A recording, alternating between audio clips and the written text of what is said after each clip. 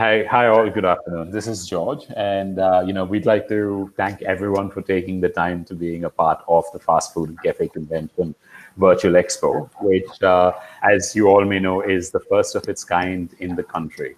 What we are looking at doing here is building a holistic platform, giving our audience an opportunity to learn, meet, and network, and more importantly, collaborate with each other with regards to various products and services and solutions that are out there in the market. Today, we have an extremely interesting session, spearheaded by TNS Brass. The session is going to be looking at sustainability, water sustainability in the food service sector. However, I guess the better person to be able to introduce the session would be Rahul, who will be moderating the session, and he will also take up the opportunity to introduce the esteemed panelists that are part of the session as well. So, Rahul, I'll hand the session over to you. Good luck and thank you so much. We look forward to an interesting session.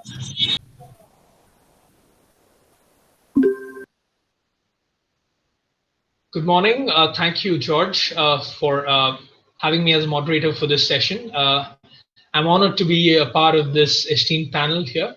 Let me introduce the entire panel. We have with us today Mr. Shravan Kumar, who's with Excellence Hospitality Projects Private Limited, one of the senior most consultants in the country, and he's also been a part of the Indian Plumbing Council, writing the plumbing codes for India.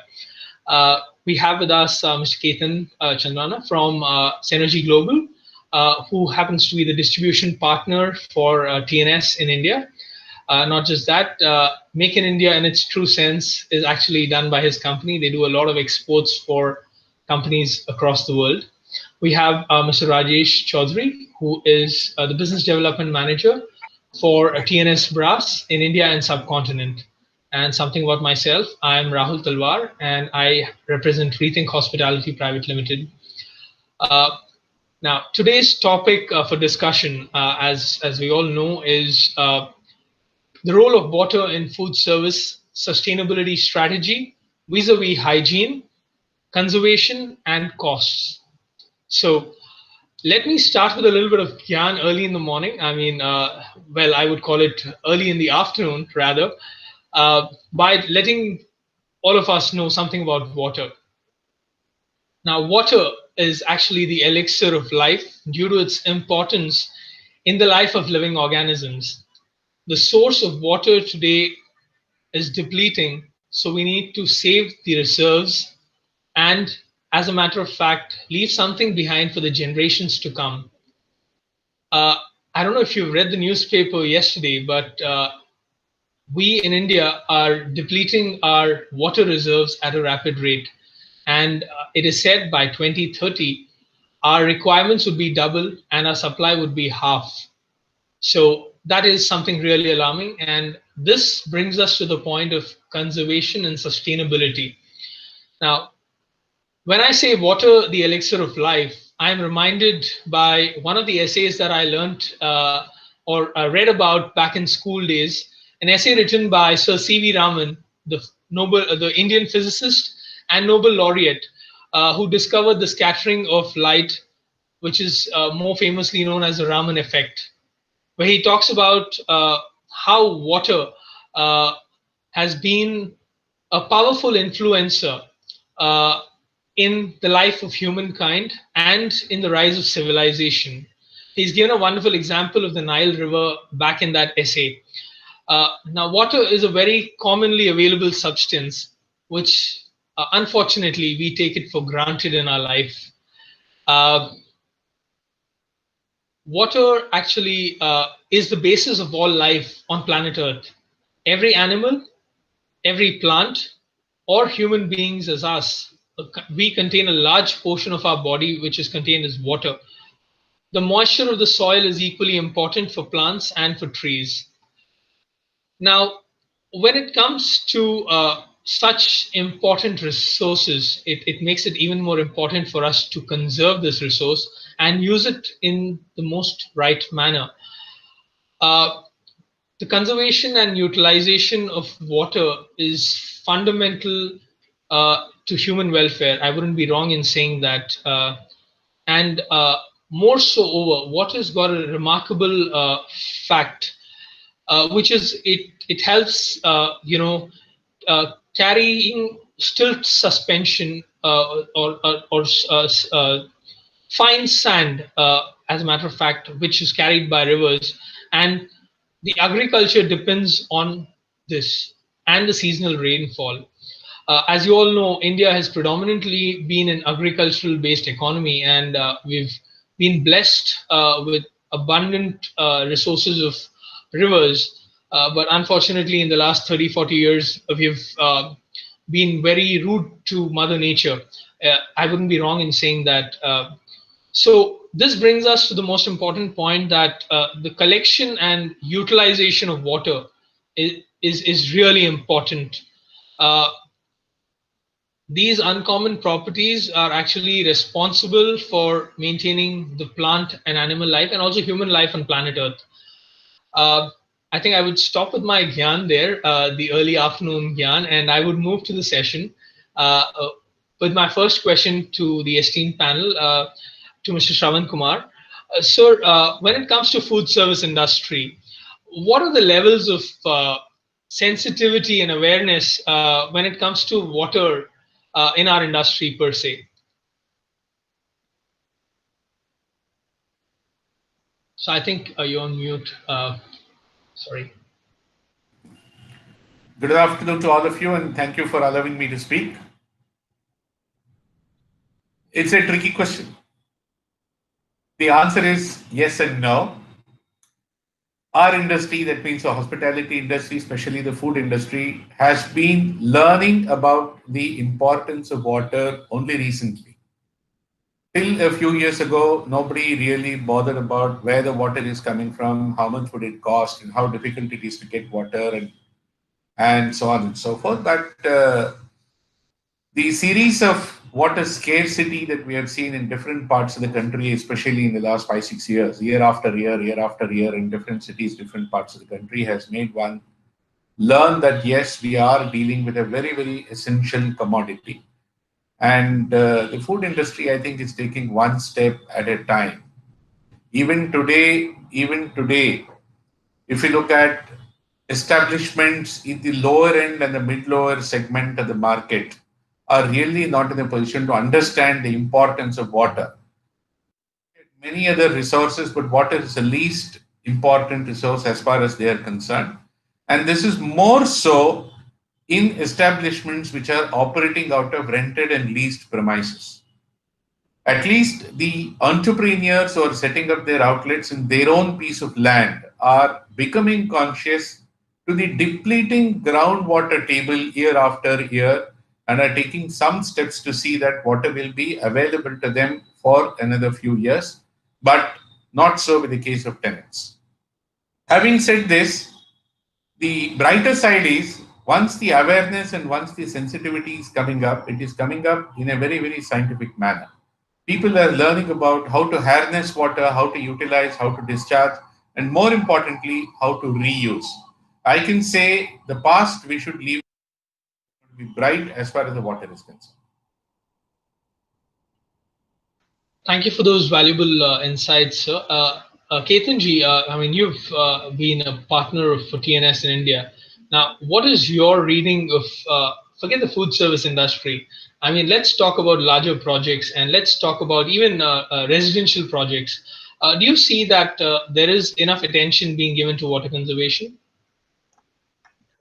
I'm actually thankful that since we got associated with Rajesh ji and with TNS, that is when my eyes about the facts about water conservation and the crisis on hand actually came to my knowledge. Though we had a little awareness, but ever since I started learning about what TNS has been doing for 70 years.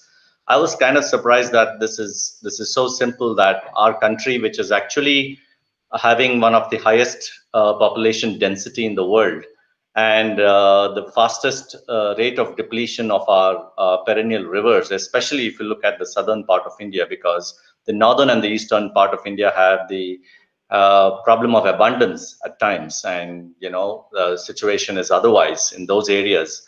But if you look at it, the awareness per se as citizens, I feel it's much lower than it should be, because we do tell our children at home that don't brush your teeth while your tap is running, and use just as much as you need.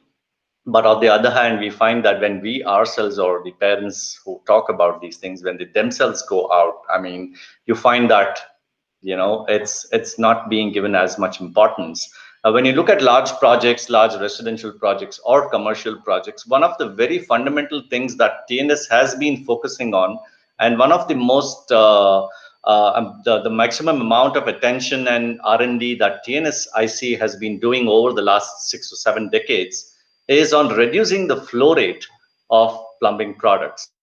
So that is something which I really don't see as a stipulation, or as a kind of mandatory requirement that such and such applications should use so and so amount of water. So from that perspective, I feel that we are way behind than we should really be in the current situation, where if you look at the COVID situation as well, when people are washing their hands probably a couple of times more than what they were doing uh, prior to the COVID situation. But at the same time, the crisis of water scarcity and depleting groundwater was already there even 2 or 3 years ago. The government has been talking about it and trying to enforce things. We've also got a Jal Shakti ministry, which is a water conservation and a water resources ministry. So I feel there's a lot of work that needs to be done in our country to be able to save ourselves from the next big crisis of depleting water resources, because we might realize the issue of scarcity of water only when our taps run dry, which is probably too late. Thank you, Mr. Ketan, for that insight. Rajesh ji, you've been associated with the food service industry for quite some time now. And TNS, when it comes to conservation in particular. Now, what do you think is the awareness level of water conservation in the hospitality and food service industry in India? So I would like to start by saying that TNS is a company which believes in water conservation. And ever since we started, if I have to take you back to where we started, TNS was founded in 1947. And it was founded by two people who were into the beauty parlor business. And the government of New York wanted water conservation, in restaurants, because they were using way too much water and they wanted to save water. So these two people, gentlemen, came up with the idea, and they invented the first pre-rinse. And within a few years, in 1953, we also launched the first foot-operated valve. So TNS has been an innovator since 1947, and in within a few years, in 1956, we were also known as we were an established brand in the plumbing food service plumbing industry. So we ever since that we started in 1947, TNS has been constantly working on helping people conserve water. So by a way of designing ergonomical products that are designed to conserve water. So in the four, we have water conservation as our core philosophy, and we design products. Our products are built to last. We have factories in the US, we have a factory in Shanghai, we have a factory in also in Italy, and we focus and we are a global brand, and we focus on quality, and water conservation is the forefront. So if you see our tagline, which says reliability built in, so that is again one of our core philosophies of TNS. Thank you, Rajesh ji, for that valuable insight of your company. My second question, again, I would come to Mr. Shravan Kumar.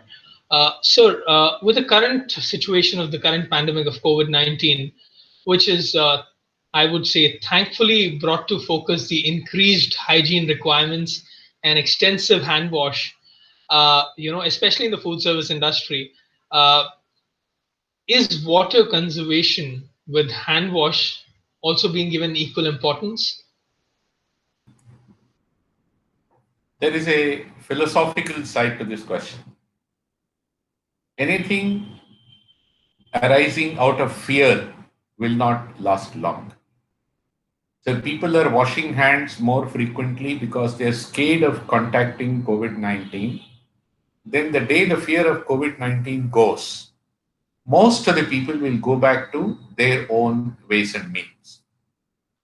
But on the brighter side, I must say, the Swachh Bharat campaign, which has started a few years ago, is not only about keeping your neighborhood clean, sanitized, and hygienic, but also about a personal hygiene.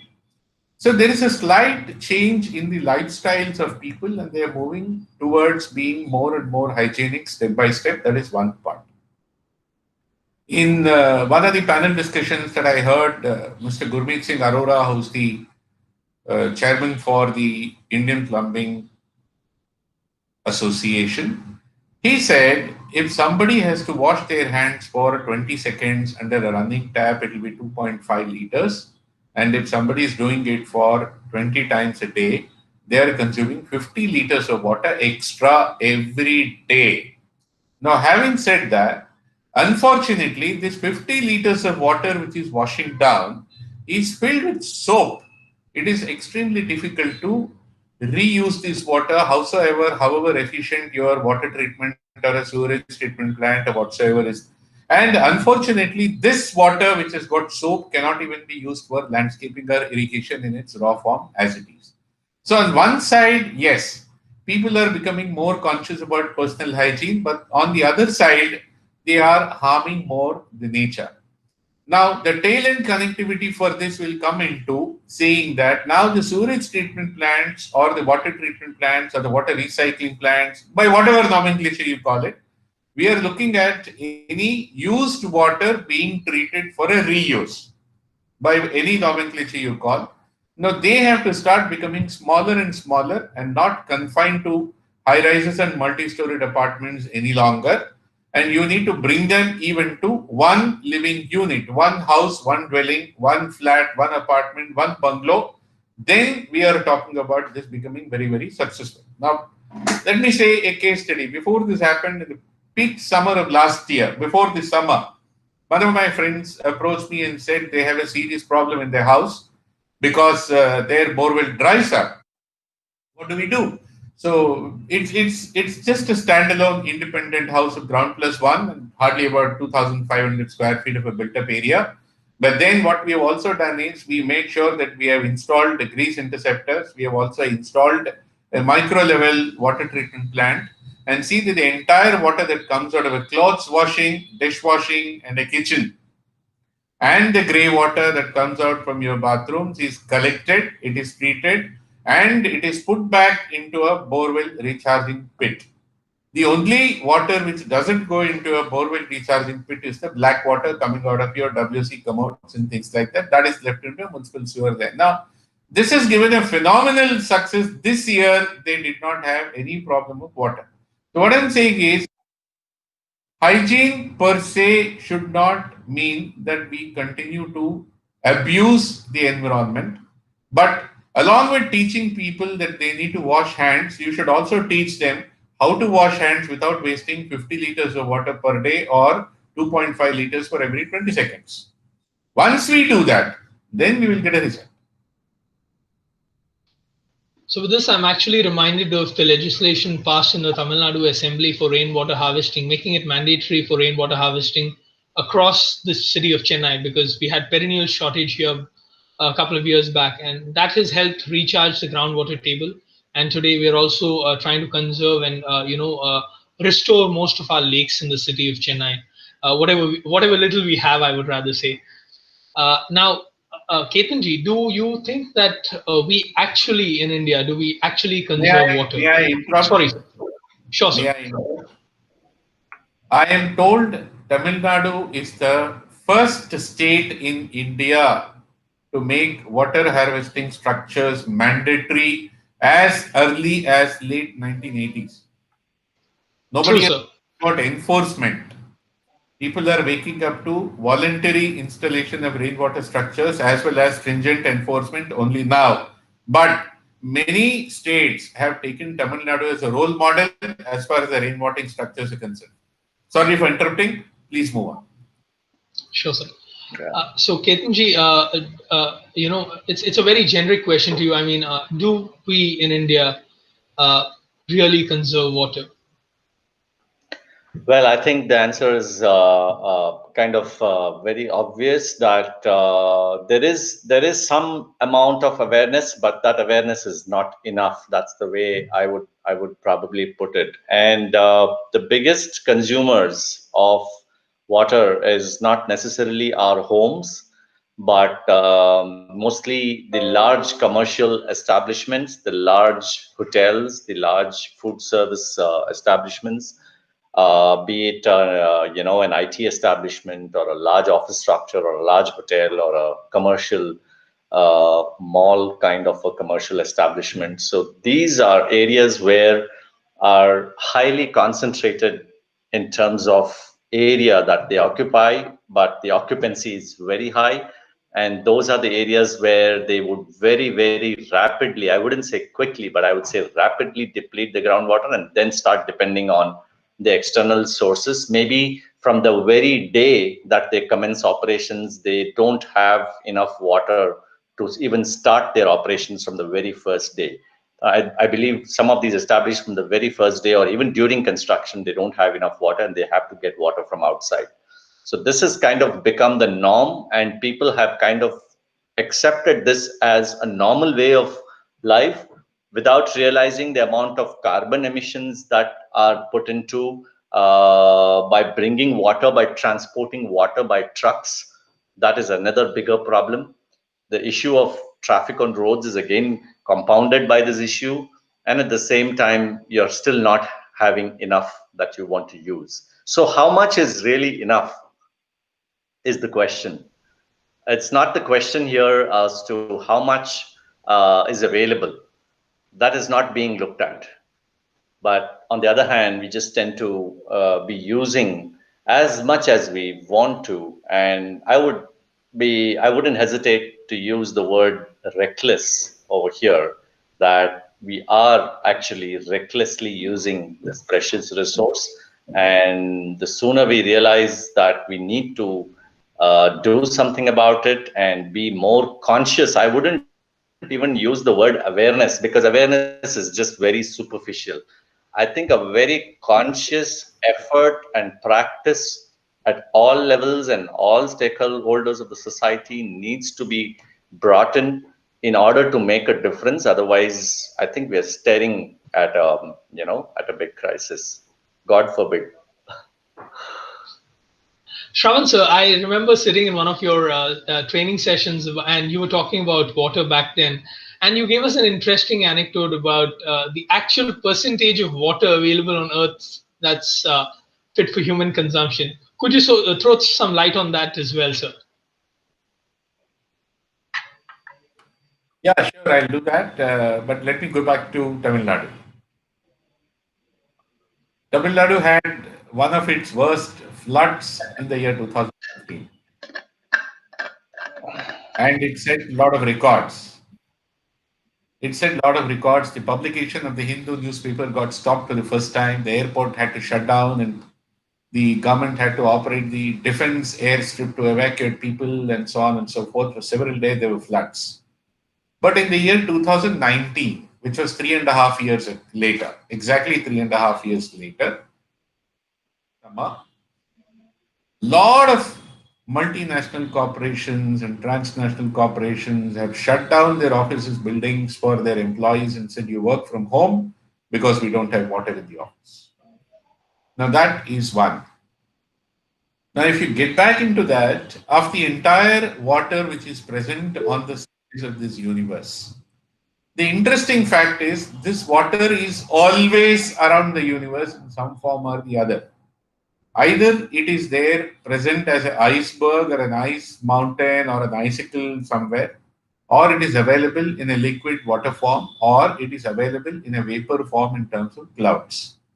It is scientifically established the quantum of water neither increases nor decreases on the planet.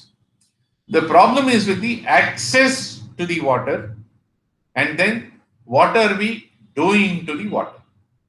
Of the total water available, the human access is only to about 2% of the fresh water. Rest of it is locked up in glaciers. And out of this 2% also, then we are fighting with so much. Then we are fighting with the forest, we are fighting with animals and livestock, and then we are fighting for human survival. So technically, if you look at the total water available on the surface of this planet, human beings have been able to establish access to only about 1.2% of the water resources. Out of this 1.2% of the water resources, in the last 5 decades, we have irreversibly destroyed 50% of the resources. Irreversibly. Which means we are living with less than 1% of the water available on the planet for human consumption. So now we need to understand, we need to get back.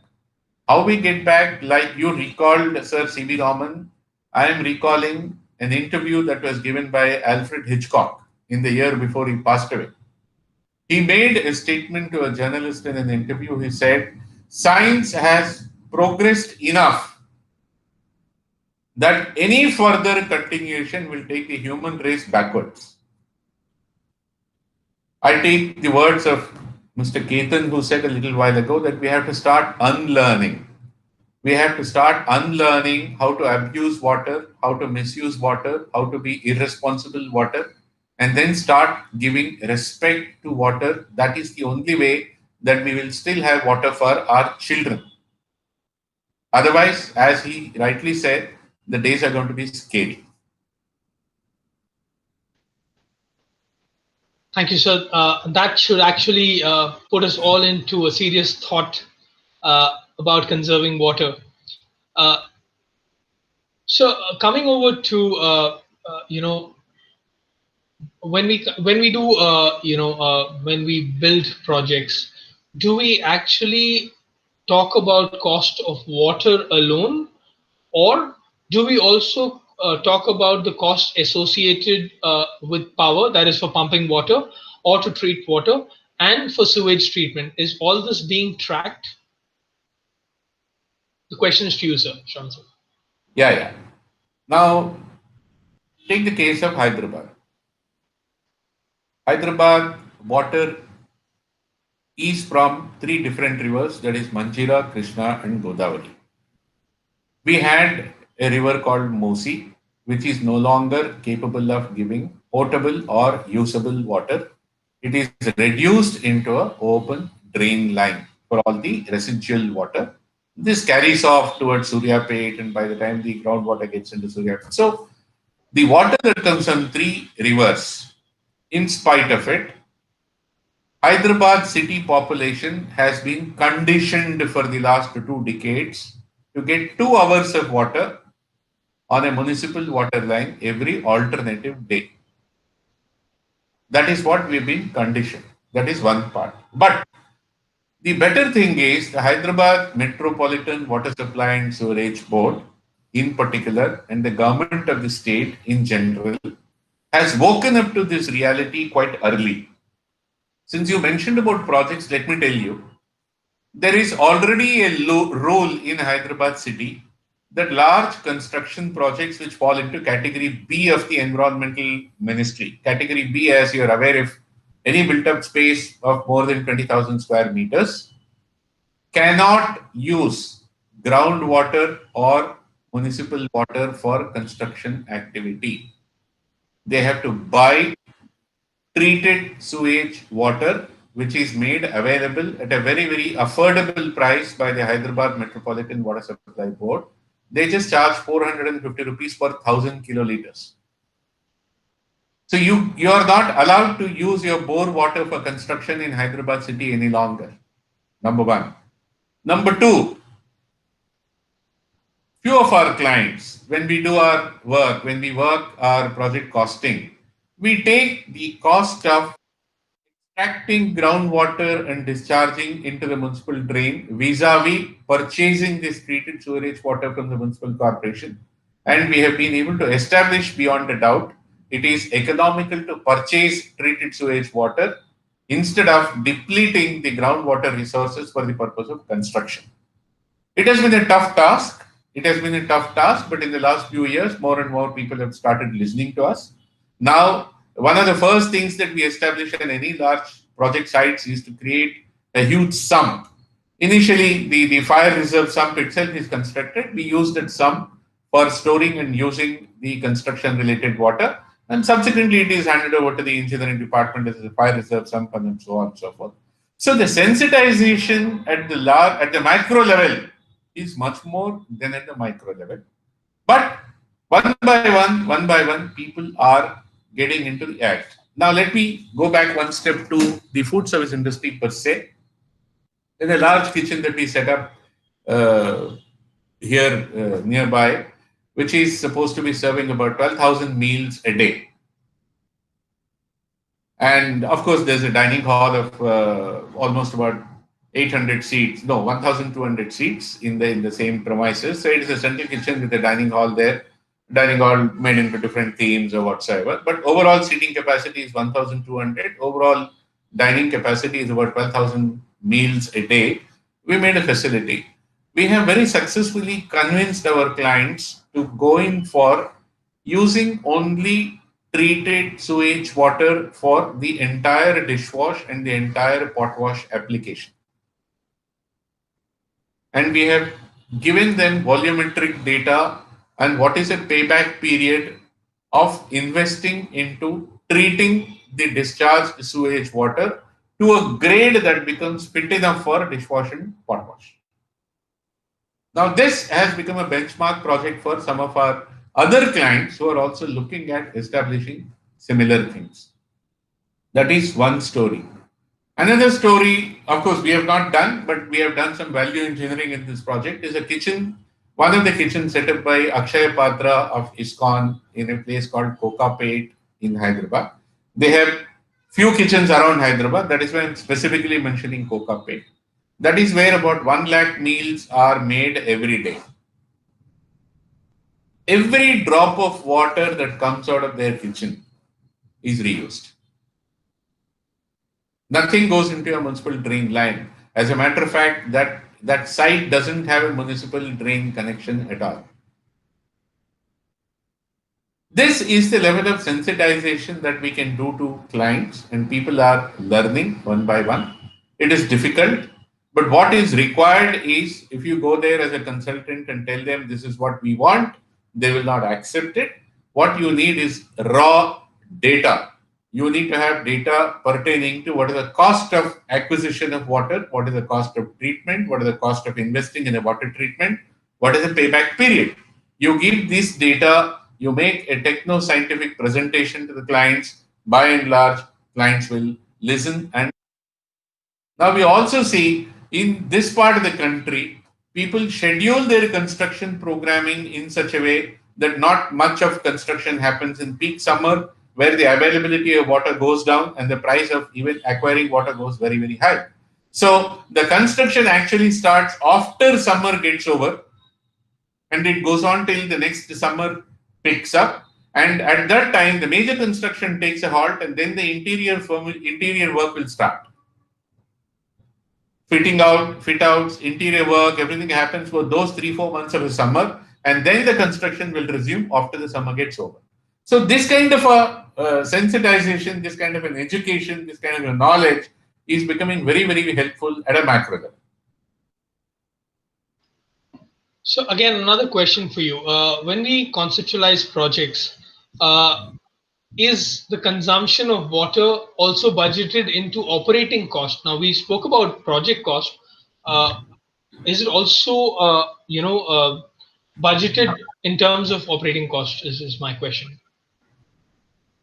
Yes and no. When I say yes, where people are investing in acquiring water from external sources. Now, let me tell you why this point is very important. Hyderabad falls into semi-arid tropical region of India, and the groundwater in some places of Hyderabad has already gone below 1,000 feet. 1,000 feet. I'm talking about 315 meters.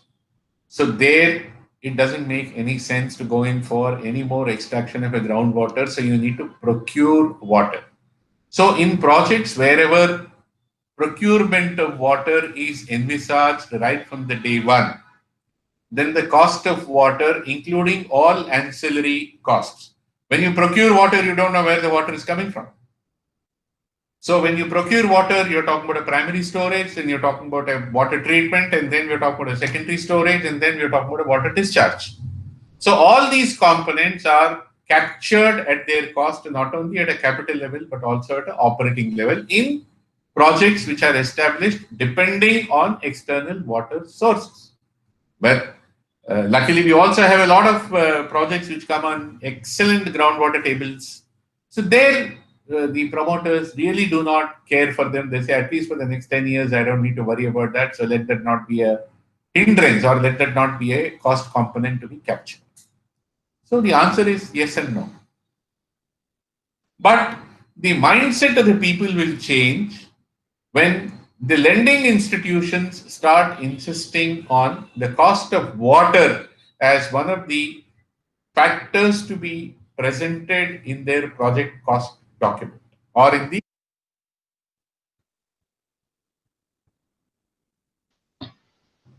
So now, you and I both being consultants, let me ask you very pertinent questions.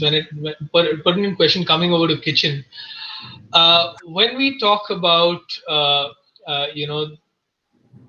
the menu engineering, which is a fundamental of all our restaurant costing.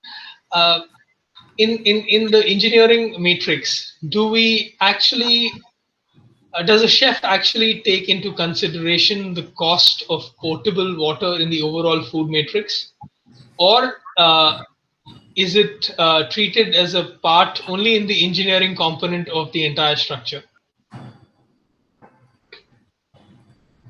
What should we say to this? You tell a chef water is a cost, he will not accept. You tell a chef water is a cost and it needs to be factored into your food cost, he will not accept, because we have been shot back a counter question by a chef. This kitchen is consuming light also. You want to take light also as a part of my food cost?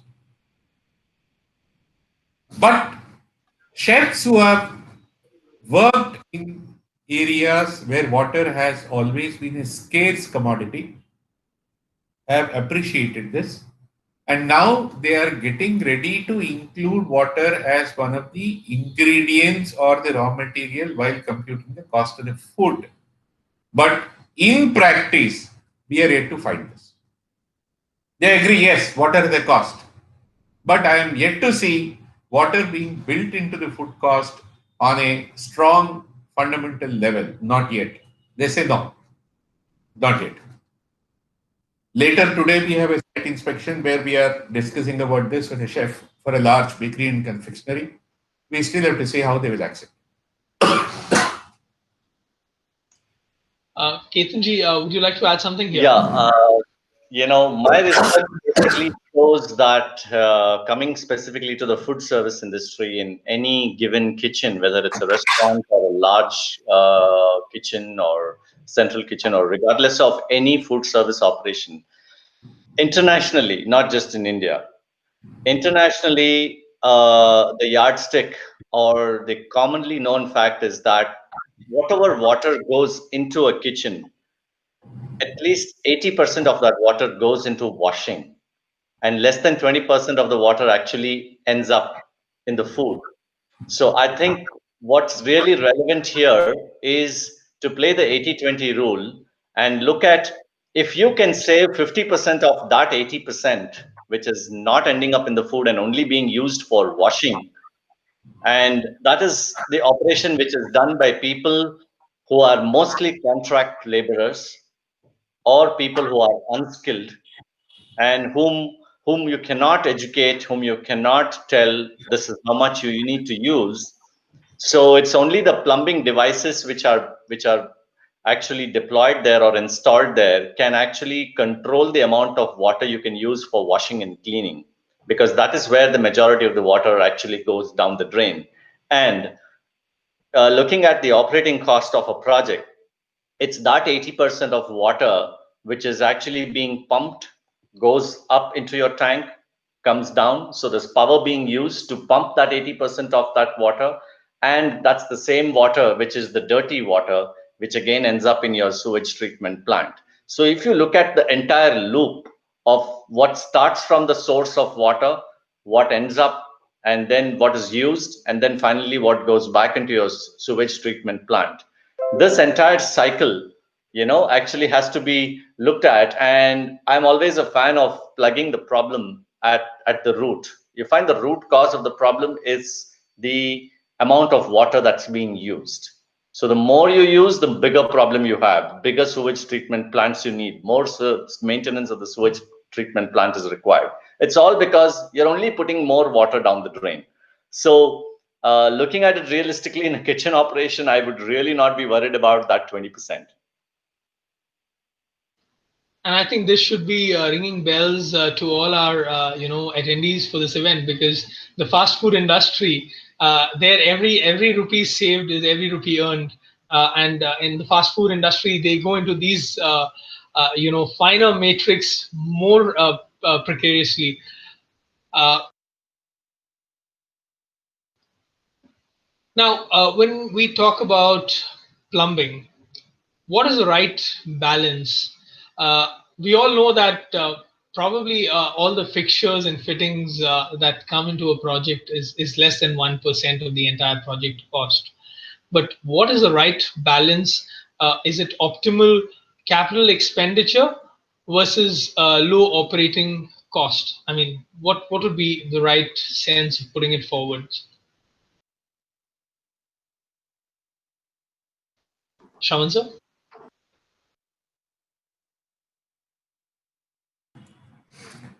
You look at the engineering cost of a project.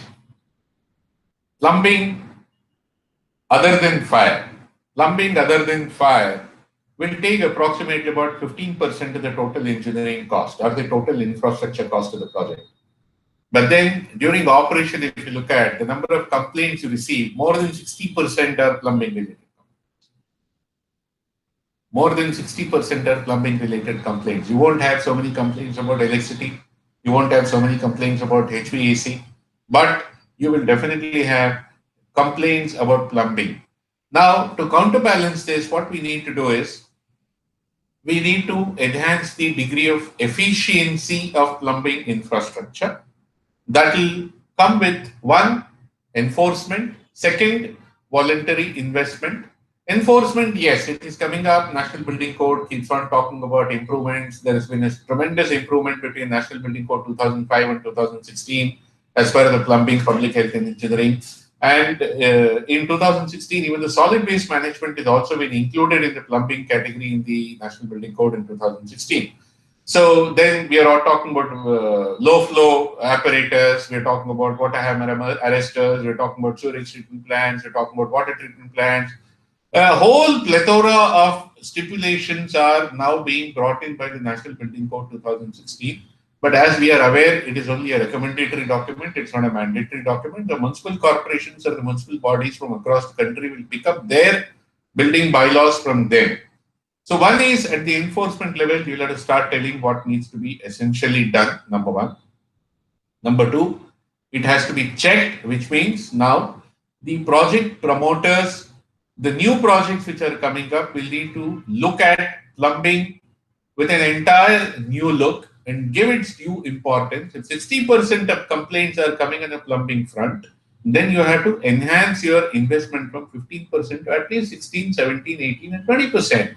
See that you use better pipeline, you use better plumbing consultant, you use better equipment and better treatment plants and so on and so forth. It is time that, see, if the investment goes up, your complaints will come down. That's a natural cycle. Now, the role to achieve this is by and large lies with your public health engineering consultants, besides the enforcement authorities. Over a period of time, it will definitely happen. It will definitely happen, no doubt about it. But we are stepping in a forward direction. I'm not at all worried. What Mr. Ketan said in the opening remarks, he said we are looking at a very, very scary situation. by 2030 we'll run out of water. We will not run out of water, sir. You and me will still be able to take a very luxurious shower. Don't worry. So that's about it. I think the onus lies on the people who are investing money into large projects first. Second, the onus lies on educators, consultants, and public health officials should go and educate the entrepreneurs to redesign and retrofit their plumbing infrastructure, which will give you better efficiency and lower wastage. So there's a two-step approach. Once we do a two-step approach, yes, it will definitely give you a response. I think at this stage, I need to commend TNS as a company because for the last 10 years, I've seen them taking a lot of interest in terms of social responsibility for educating consultants and food service professionals with their training sessions. They have a day-long training session and they do a lot. So I have two rapid questions for you. It's more of a rapid fire round. Very quick and very crisp answer. Which is better, traditional washing of pots and pans or washing with better equipped faucets? Shravan sir, questions are for you. Before I comment on that,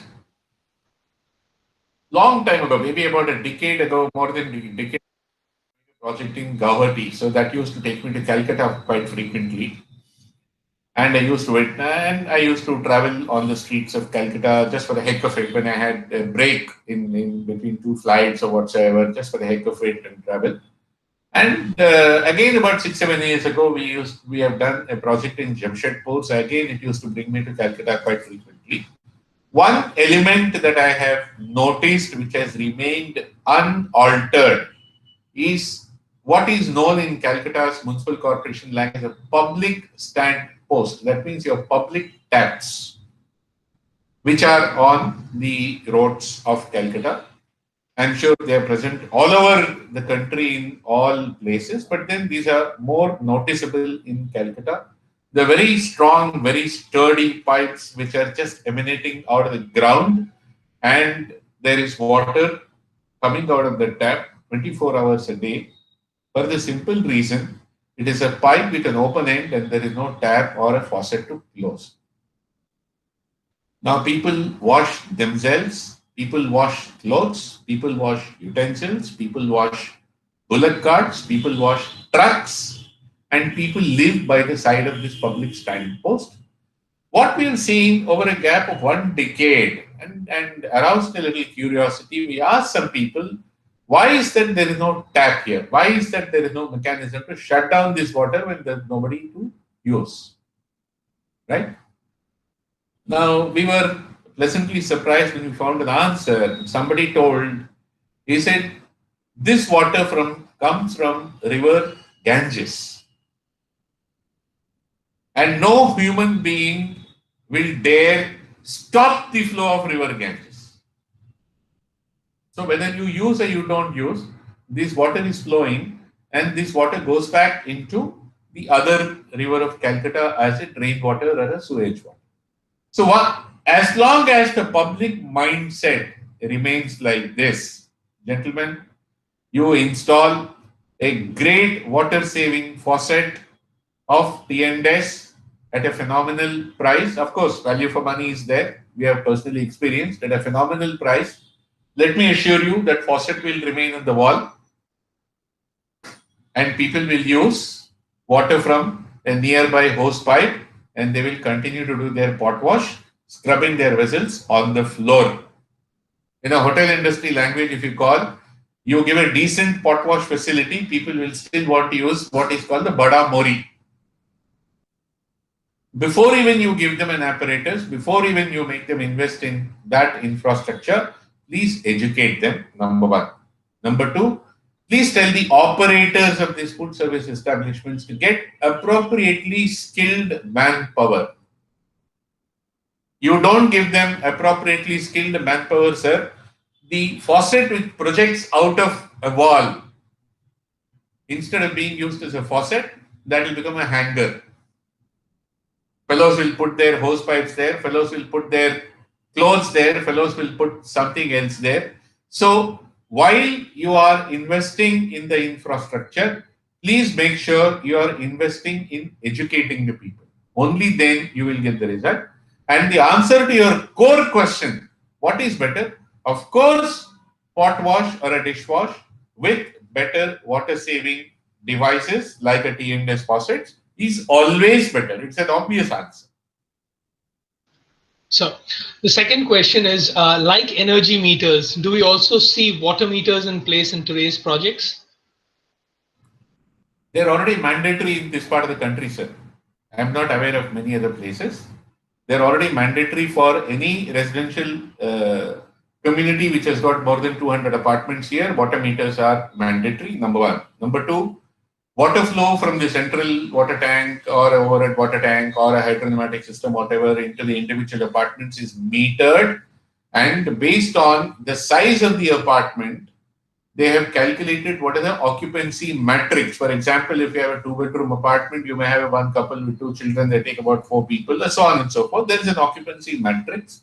Based on the occupancy matrix, water is allocated to that living unit as per the National Building Code standards. That is the water that you will get as a part of your monthly maintenance expenditure. The minute you complete your quota, for any additional water that you draw, you have to pay extra. The minute this water metering has started, water wastage has become cut down by about 75% and water consumption has fallen by 30%. So when it comes to, sorry for cutting you here. When it comes to food service in particular, do you see hotels calculating the cost of water per room or cost of water per kitchen? Unfortunately, hotels, except the top line hotels, nobody else is calculating the cost of water per room or per. They are calculating the cost of water per se as a separate cost head. That's it. They are not allocating it either per room or per kitchen. And do you see that cost coming into consideration sometime soon? You need to force people into that. So, thank you. What has also been very strongly recommended by the Indian Plumbing Association is to see that now currently water is metered at the input level. We have made representations to the Metropolitan Water Supply Board. Let the water be metered at the output level. So you will know how much of water is getting out of a premises and you charge for that because that water has to be treated by the metro in their sewage treatment plants before it is left off into the Musi River Canal. So there is a cost associated in treating the reject water more than the cost of filtering the water and supplying. Currently, the city pays for the water we get, but we want the government to charge for the water that we are discharging. Once you do that, then the entire food service industry will fall into line. Already one good step, not directly related to water, but to the solid waste management. Already one good step is a pollution control board has mandated that any establishment which is producing or generating more than 100 kgs of organic waste for 24 hours has to mandatorily install and operate an organic waste converter.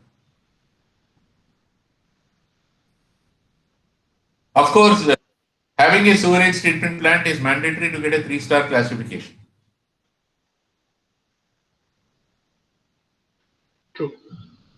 Coming over to my questions to Rajesh ji. I mean, you've been silent for quite some time. I've got a few questions for you. You represent TNS Brass, which is in this region of the world. Your company has been into the plumbing business for 70 plus years. Please tell us something about your company. Yeah, as I mentioned to you earlier that we started in 1947, and ever since we started, TNS, the core philosophy has been in telling people for conservation of water. I would agree with Shravan sir and you and Ketan bhai, who have already said that there's a need to train people, there's a need to educate people. So along with selling our products, our core philosophy has been to educate people as well. So we have conducted several training programs in the past. I think I remember you attending one of our first training programs in 2011. And since the time I joined in 2015, we've conducted more than 60, 70 training events, and at various parts of the country in India, Sri Lanka, Nepal, and of course, next year we would be doing in Bangladesh as well. So I think it is more important, and I actually agree with what Ketan Bhai said, is that a lot of the people that we interact when we go to for our sales calls, we realize that when I simply say that 1 drop per second is 14,000 liters a year, I mean they're astonished. I mean, really? Okay, so we have to give them some stories. I'll tell you that story. In fact, I've learned this from one of my ex-bosses. He said, if you are a owner of a restaurant and you're passing by your kitchen and you see the 1 drop of water leaking, you just pass by, you don't really care, and you can hear the sound of the drop of water, but you really don't care. But if the drop of water is a coin falling from the tap and it's falling into the sink and making a noise, what would you do? Would you not go and shut off the tap? So the awareness, I feel, is lacking, and I think Shravan sir would like to add something there. Sir, if it is the sound of a coin, I will not shut off, sir. I'll put a vessel there and collect. Well, that's a very witty answer. Thank you so much. So, but then I think It's actually going down the drain. yeah. So I think the main point here is that we not only believe in selling our products which are made to last, which are purely reliable and made from very strong, and keeping the end user in mind. So the people who use our products are not, they really don't love their job. So our products are designed for a particular usage in the kitchen, and whichever the area of the kitchen is, we have a product for that. And then we also I think I would like to say this, that we also educate uh, by way of giving certificate programs. I mean to say, we take people to our factory, we train them, we take them through our products, and then we actually emphasize and stress upon the factor that water conservation is important. Our products help conserve water. So that is what I would say that is the core philosophy of TNS, and we've been doing this for the past 70 years. And I think you, with that answer towards the fact, the answer, you actually answered my second question. So I'm not going to bring that up. My question to you, my next question to you is, how do you actually help food business operators or corporations to save operating costs with water? Yeah, we do something called a water audit. Many establishments, chains all over the world, have gone through TNS water audits. What we do is, we have equipments. We go to the establishment, we go to your kitchen. We actually see the flow rate of water. We measure the flow rates of water, and we give them a report, and which gives them an idea as to how much water they are, wasting, or how much should be the flow rate, and we give recommendations based on that.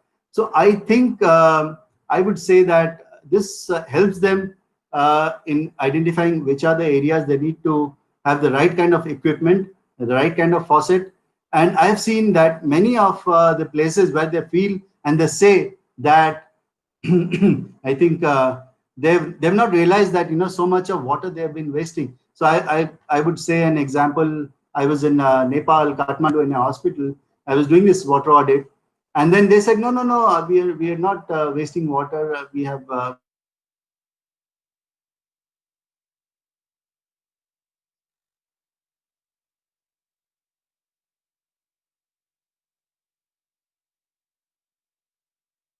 though Nepal 40 liters a minute, which is way too much. We can actually we can use a TNS product in that place for just as low as 8 liters or 9 liters of water flow rate, which can do the job. So this is something what we do, and at the end we have realized that people understand what we're talking about, And when we suggest the right products, they have come back and requested it for the right products, and we've seen a considerable amount of water that they have saved.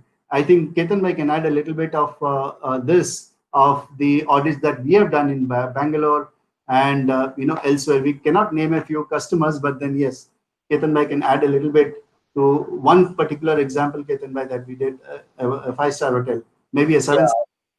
Yeah, I guess Rajesh, I very much remember that, and the water audits that we've done together, the results are very consistent. We actually calculate the cost of water, the cost of power associated with water, and the cost of sewage. So all these three put together, when you deploy some efficient plumbing devices, at the end of the day, for hotel operators or food service operators, payback period and return on investment is the most important. Cost is one of the prime factors. So we found that by deploying efficient solutions and by saving about 70% water, the return on investment of deploying such devices, as especially TNS products, is less than about 6 months. In many cases, like in one case for a very large five-star property in Bangalore, having about 7 restaurants in the same facility, the excess use of water was to the tune of about 3 crore liters per year. And then when we proposed the products, and then we looked at the return on investment and the payback period to the savings, it was less than 2 months. So this is a consistent kind of results we've been seeing in most water audits we've done together with Rajesh and with TNS's devices that we've gone around. So I'm a little confused here, Rajesh. I think I'll put this question to you. I mean, are you actually in the business of plumbing, or are you in a business of social responsibility? Well, we do a lot of social responsibility events and activities around the world. One such is an institution that we support in Delhi. It's an NGO. But yeah, I would say that yeah, we do a lot of. You can say that because we do a lot of awareness campaigns, and we create awareness through various activities that we do. Yes, more than selling, I think the important thing what Shravan sir has very categorically said, that people need to be aware. I think I would say that we should ask a question to Shravanji of if he can tell us about different initiatives he's doing at the plumbing, on the plumbing side, and they do a lot of activities and events and training programs, which I think George should probably extend a little bit, and then let Mr. Shravan Kumar talk about some of the initiatives that he's doing. But yes, to answer your question, we do a lot of activities, we do a lot of trainings, and we actually walk our customer through the whole process and educate them before we could make a sale. So I think that is what is very, very important. You should not just be going out and selling a product, whatever you are selling, but at the same time, if you have a philosophy behind it, if you have a something that will help them conserve water, I think they should understand it and implement it to the full. So I think we are very successful in doing that, and all of you have been very, very supportive for TNS's cause. Thank you. Before I go to Shravan sir, I have one last question for you, Rajesh, and that is, do you call your products sustainable, or you only call them reliable? Sustainable is, I think the answer is the 1 hour of discussion we had is the answer, where I think we have arrived at the conclusion that TNS products are meant to last, not only last, but to help conserve water. So if we are able to achieve our purpose through our products, that is a very, very sustainable solution that we provide to our customers. So I think overall, I believe that yes, our products are sustainable products. And of course, it's a reliable company because the products are reliable because they're built to last. They're built to take abuse. So that is what I would say. And Ketanji, coming over to you, you represent Synergy Global, and you've been associated with TNS for quite some time. Why don't you tell us a little about your journey with TNS? Well, Rahul, I would go back, about 11 years ago when we first got in touch. TNS got in touch with us and said, can you help us with sourcing products from India, sourcing components from India? And since then, our journey has been very exciting, very, very, very fine company to work with. One of the very rare global organizations that have a very strong philosophy and a very sound, business ethics in every aspect of their operations. So yeah, we've been supporting them in sourcing from India for the last 11 years. So you can actually say that there is a Make in India content in probably every TNS product you buy already. And a couple of years ago, the management of TNS requested Rajesh to probably get in touch with us and have a kind of a general discussion to see if we can support TNS in their distribution activities in India as well. And we were very new to the food service industry, and we've learned a lot along the way, working closely with Rajesh ji, professionals like yourself, learned a lot from Mr. Shravan Kumar. I think this industry has taught us a lot, and we believe in very simple philosophy of providing top-class customer service, because TNS stands for very, very good customer service, and supporting their customers with not just excellent products, but also helping customers choose the right solution for the right application. Because the range is so wide, you will not miss out, and there will rarely be an occasion where TNS does not have a solution for a particular application or for a particular problem in your kitchen application, or even outside the kitchen. TNS is also present in hospitals, healthcare, laboratories, and many other industries as well. But food service being one of the biggest markets for TNS. So it's been an exciting journey. We're very proud to be associated with TNS, and as long as the journey has been, we do believe that our journey will be as long going forward as well. It's a great team that we are working with over here, and immense support from the expertise that TNS has gained over the last 70 years. That's a lot of expertise to tap into. And I would encourage every food service professional in India to interact with TNS, because there's so much to learn from best practices around the world. So, there can be no end to that learning. And TNS is always innovating, always learning, and always providing new and better solutions to the industry. They don't stop. So from that point of view, it's a great, great company to be associated with. Well, that's wonderful. I'm actually glad to note that we have a Make in India component in the TNS product. Shravan sir, Rajesh was telling that you do a lot in terms of corporate social responsibility and social responsibility in general. Please let us know something about what you do for conserving water. I would like to say the IPL is starting in a week from now, 10 days from now, but you will hear of a different IPL which is going to talk. It's going to be interesting for all of you to see what he's doing. Sir, over to you. Gentlemen, I'm a part of Indian Plumbing Association. The core objective of the Indian Plumbing Association is to educate people about better plumbing practices. As simple as that. Now, you look at what are the better plumbing practices. Anywhere a drop of water is associated, that becomes plumbing. That is our belief. So, the Indian Plumbing Association addresses anything related to water in any of its form.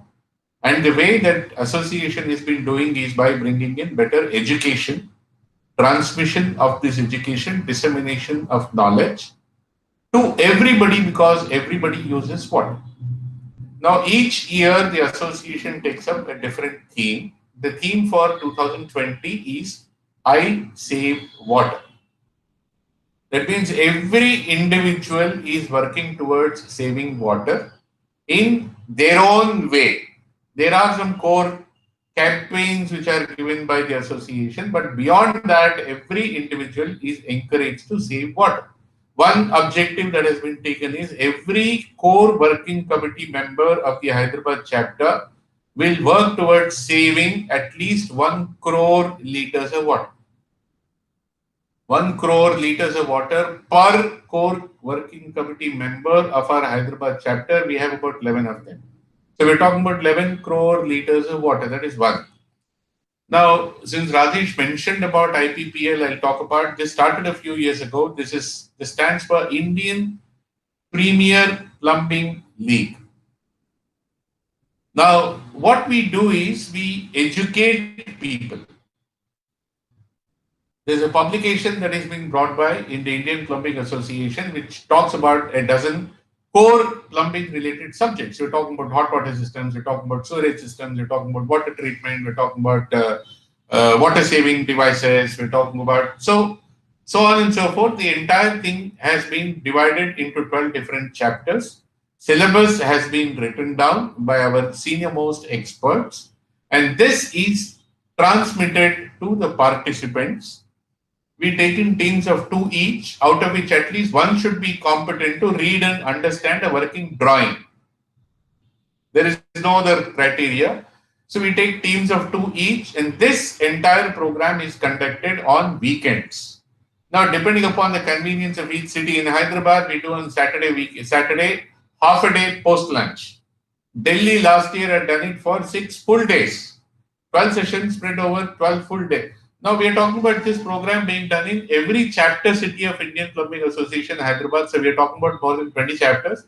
Last year we have enrolled 1,000 teams. That means we have created 2,000 qualified, skilled, trained plumbers in the Indian market. Now, after this knowledge session is done, there is a quiz contest which happens in multiple rounds. There are exciting prizes like study come holiday tours abroad and so on and so forth. And every participant gets a life membership of Indian Plumbing Association. They will also get copy of a uniform illustrated plumbing code of India, which is next only to the National Building Code. So that is one. IPPL is one. ICI is one. We have also taken, along with the Swachh Bharat campaign, when it started, the Indian Plumbing Association had taken a lead. We said, we will help government schools, preferably, again within the government school, preferably where the girl children are studying, to have their own toilets. This came up because of a starting revelation that we had. 70% of the girl child school dropout happens because the schools do not have toilets.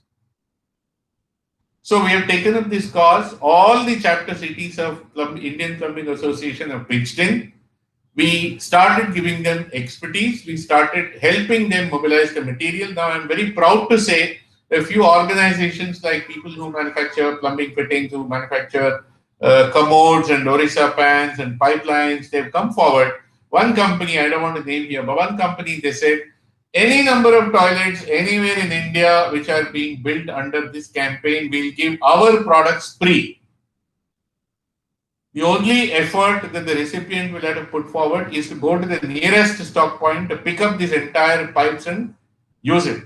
So our association had designed these toilets in different permutations and combinations and gone. So one is to have toilets, one is I save water. Last year, the Hyderabad chapter had taken up a campaign where we said, we will help residential associations and residential welfare associations, gated communities, and independent bungalows on recharging of the dried up bore wells. And we took a target of recharging 10,000 bore wells in and around Hyderabad city. We have done more than 6,000. 10,000 bore wells which are dried up earlier to the previous summer, where we participated, we helped the people. By the next summer, we have seen 6,000 of them have started generating or giving us water more and more. So I do not do anything individually except washing my hands less frequently. That's my way of contributing. But then as an association, we do it, number one. Number two, with my association, especially with the Indian Plumbing Association, otherwise also as a naturally conscious person, my consciousness in conserving, preserving, and using responsibly the sacred natural commodity or a resource is there. So I keep doing whatever I can at an individual level, at our organization level. We try to educate our clients. We try to educate our client employees. There are a couple of instances where we walked out of projects also where the clients did not want to apply the water conservation or water responsible using methods. So that's it. I think it's becoming contagious. My daughter, when she went on a study tour to Japan, I think about a year and a half ago. She came back and said, "I've learned." We said, "Because you went on a study tour, what did you learn?" She said, "The biggest lesson that I learned is every day when I left my hotel room, I carried an empty water bottle because water is prohibitively expensive and every faucet in a public space in Japan dispenses only potable water. So after finishing my water in the hotel room, I carry the empty water bottle. Wherever we find a public tap, we fill water. That is the education. So we try to do that. That's where we are. Wonderful, sir. Thank you to one and all. For taking time out today and being a part of this session. I'd also like to thank Fast Food and Cafe Convention, George and his team, for giving us this opportunity. Absolutely. Over to you, George. Thank you, George. Thank you, Rahul. Thank you, everyone. Thank you. Thank you so much. Thank you, Rajesh. Thank you, Mr. Shravan. Thank you, Chetan. Thank you, Rahul. It was a very, very insightful session, and I'm pretty sure the audience as well is going to definitely find this very insightful. So thank you so much, and we look forward to working with you continuously. Thank you. Thank you, George. Bye. Bye, Thank you, George. George. Bye-bye. Thanks.